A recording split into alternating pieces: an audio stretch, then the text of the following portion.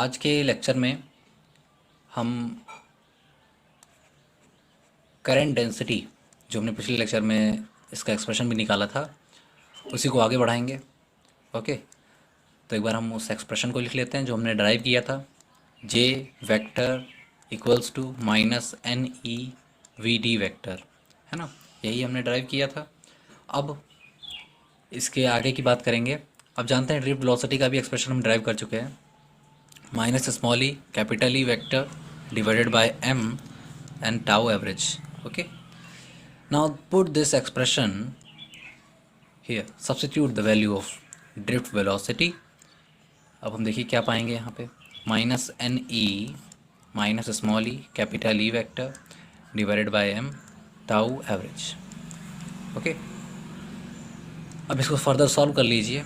N e square e vector divided by m tau average. Okay, अब यहाँ पे बस थोड़ा सा एनालिसिस करने की ज़रूरत है। एक बात हम एनालाइज कर पाएंगे कि E is constant here, M is constant for a particular temperature, tau is also constant and this concentration of electrons small n term is also remain constant. तो अब हम क्या कर सकते हैं, यहाँ पे इन टर्म्स को हम सेपरेट लिख लेते हैं। J vector equals to n e square tau average divided by m multiplied by e vector. E can be changed. Okay, so this term is a constant that you can call conductivity.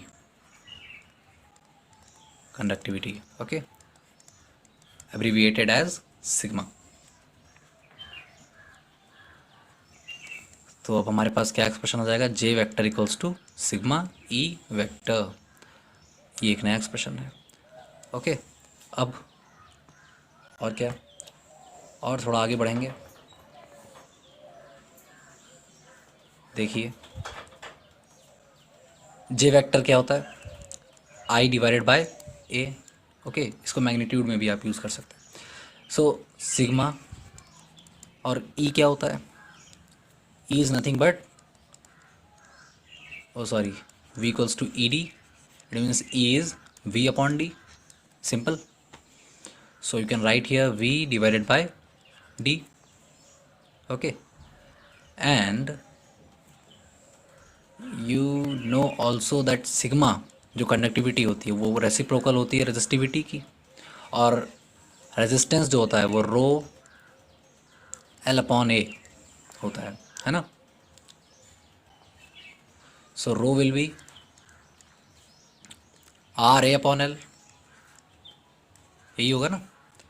तो हम यहाँ पर इसकी value sigma की निकाल सकते हैं, L upon R ए, बिल्कुल, है ना। पर यहाँ पे एल कितना है हमारा, डी है, या इसको भी एल लिख सकते हैं, पर हमने जब डायग्राम बनाया था तो वहाँ पे डी यूज़ किया था, इसलिए मैंने यहाँ पे डी लिखा। यहाँ पे भी हम डी ही यूज़ कर लेते हैं, और इस एक्सप्रेशन को अब हम इस तरीके से लिख लेंगे, I upon A cos to D upon R A multiplied by V upon D. अब क्या करना है, ये डी को कैंसिल करिए, ए को कैंसिल करिए, अब बचेगा क्या,